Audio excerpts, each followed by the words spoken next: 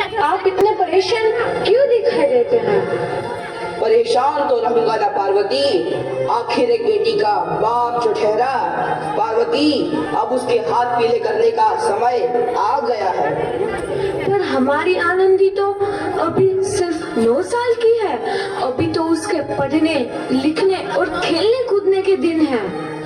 देख पार्वती, लड़कियां पराया धन होती है और जितना जल्दी इन्हें घर से विदा कर दे उतना अच्छा है। कल से आनंद की पढ़ाई लिखाई बंद। पर बापू, इसमें मेरी क्या गलती है? आप मुझे पढ़ाई करने क्यों नहीं देते? तेरी गलती है कि तू एक लड़की है। लड़का होती तो क्या बापू? लड़का होती तो क्या? ऐ लड़की, ज्यादा जबान ना चला, नहीं तो जबान हलक से खींचकर बाहर निकाल दूंगा। बापू, मैं पढ़ लिख कर कुछ बनना चाहती हूँ। मेरी पढ़ाई ना रोको बापू। आनंदी, तुझे पढ़ना है तो पढ़, लेकिन सारी उम्र बाप की छाती पर यूं बोझ बनकर ना बैठ। पर बापू, अभी तो मेरी उम्र पढ़ाई लिखाई की है। मुझे पढ़ लिख कर डॉक्टर बनना है।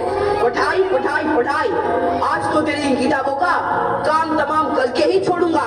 ये ले। नहीं बापू, मत छोड़ो बापू। मत छोड़ी। नहीं बापू, नहीं। बापू, ये तुमने क्या किया? तुमने मेरी इन किताबों को ही नहीं फाड़ा बापू, मेरी किस्मत फाड़ दी, मेरी किस्मत। ये कॉपी किताबें ना सिर्फ छोरों के हाथ में अच्छी लगती है, लड़कियों के हाथ में तो सिर्फ मेहंदी अच्छी लगती है, मेहंदी। पर बापू, मैं लड़की हूँ तो क्या हुआ? लड़का और लड़की तो हमारी दोनों आंखों के समान होते हैं। चुप कर आनंदी, और यह एहसान मान कि अब तक जिंदा है तू। कहीं बचपन में गला दबा कर मार दिया होता तो यह तेरी बकबक नहीं सुननी पड़ती आज। पर बापू, मुझे चूल्हा जलाना अच्छा ना लगे है। देख छोरी, जितना जल्दी हो तू चूल्हा जलाना सीख ले, उतना ही अच्छा है तेरे लिए। और हाँ, तेरा ब्याह तो होगा, वो भी कल के कल। अपना जीवन है तुम्हारी यह कहानी, आंचल में है दूध और आंखों में है पानी।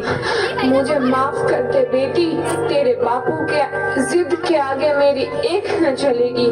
माफ कर दे बेटी, मुझे माफ कर दे। इस प्रकार मात्र 9 वर्ष की छोटी उम्र में आनंदी का विवाह गोपाल राव जोशी से हो गया। बाल विवाह एक सामाजिक कुरीति है और इस कुप्रथा का शिकार होना पड़ा आनंदी को। 5 वर्ष बाद आनंदी 14 साल की हो गई है। उसके घर एक शिशु ने जन्म लिया है। देखते हैं आगे क्या हुआ। देखिए ना, इसे क्या हो गया है? इसका माथा तो अंगार की तरह तप रहा है। इसे तो बहुत तेज बुखार है। आप बिना कुछ भी बोलते हैं, दीजिए मुझे। माधव, जल्दी से वैद्य जी को बुला के लाओ। जी, अभी बुला के लाता हूँ। ये तुम क्या कर रही हो आनंदी? भगवान की विभूति लगा रही हूँ। बस करो आनंदी, ये सब अंधविश्वास है। अरे आप यकीन तो कीजिए, भगवान की कृपा से इसका माथा ठंडा हो रहा है और बुखार भी उतर गया है ना बाबू? देखिए, दीजिए मुझे। उठो बाबू, आंखें खोलो, तुम्हें तुम्हारी माँ बुला रही है। आंखें खोलो, देखिए ना इसे क्या हो गया है। आंखें भी नहीं खोल रहा। आंखें खोलो बेटा। आप चुप क्यों है? आंखें खोलो बेटा, आंखें खोलो। आनंदी, हमारा बेटा कभी आंखें नहीं खोलेगा। नहीं, ऐसा नहीं हो सकता। मेरे बेटे को मुझसे कोई नहीं छीन सकता, कोई नहीं छीन सकता। पागल मत बनो आनंदी। माधव,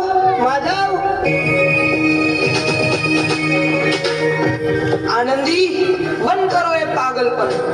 भगवान ने मेरा बच्चा छीन लिया। भगवान ने नहीं, तुम्हारी अशिक्षा और अंधविश्वास ने तुम्हारा बच्चा छीना है। अगर तुम पढ़ी लिखी होती तो आज हमारा शिशु जीवित होता। तुम अनपढ़ थी आनंदी, अनपढ़। नहीं, अब मैं अनपढ़ नहीं रहूंगी मैं अनपढ़। मैं पढ़ूंगी ताकि कल किसी और आनंदी को दबाव में अपना बच्चा ना खोना पड़े। शाबाश आनंदी, और यही तुम्हारे अपराध के लिए प्रायश्चित भी है। जब से देखा तू है नदी। आनंदी, तुम्हारी 12वीं का परिणाम आ गया है। तुमने पूरे कॉलेज में प्रथम स्थान अर्जित किया है। दिल कुछ जहां आनंदी, तुम्हारी मेहनत रंग लाई है। तुम्हें शिक्षा वृत्ति मिली है। ये लो तुम्हारे अमेरिका जाने की टिकट। मुझे शिक्षा वृत्ति मिल गई, मैं अमेरिका जा रही हूँ। पर ये सब मैं अकेले कैसे कर पाऊंगी? आनंदी, अपना आप को इतना कमजोर क्यों समझ रही हो? फिर इतना पढ़ने लिखने का क्या फायदा? तुम अभी गवार की गवार नहीं हूँ मैं अब गवार।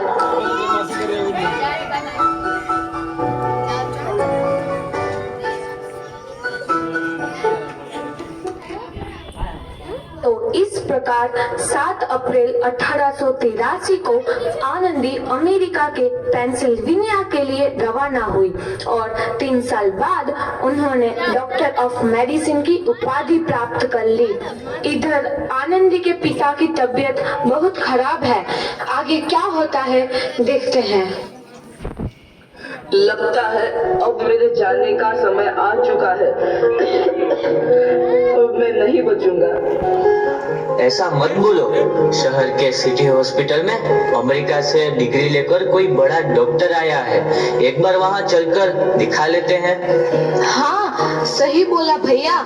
कम से कम दिल को तसल्ली तो मिल जाएगी। हाँ हाँ, चलो चलो जल्दी हॉस्पिटल चलते हैं।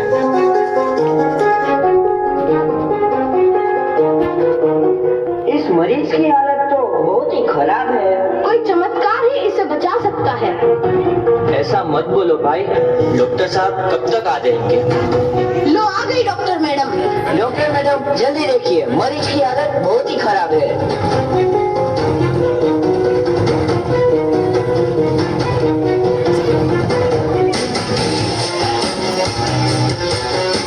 अब आप बिल्कुल ठीक है।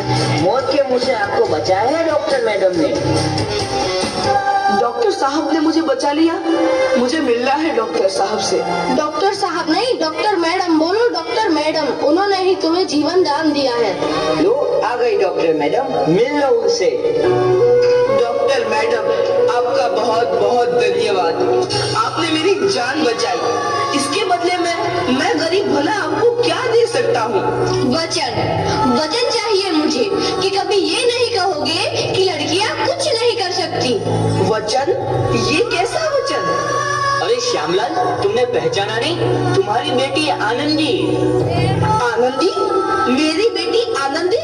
डॉक्टर? हाँ बापू, वही आनंदी जिसके लिए बचपन में तूने चूल्हा और दूल्हा के अलावा कुछ नहीं सोचा था। आनंदी, आनंदी मेरी बेटी, मुझे माफ कर दे। मैं तेरा गुनहगार हूँ बेटी। नहीं नहीं बापू, वही आनंदी जिसके हाथ पीले करके तुम उसकी सारी जिंदगी काला कर देना चाहते थे। माफ कर दे मुझे मेरी बच्ची, माफ कर दे। मैं तेरा अपराधी हूँ मेरी बच्ची, माफ कर दे। नहीं बापू, मैंने तो तेरा एहसान चुकाया है। याद है ना अपना एहसान जो बचपन में तुमने मुझ पर किया था?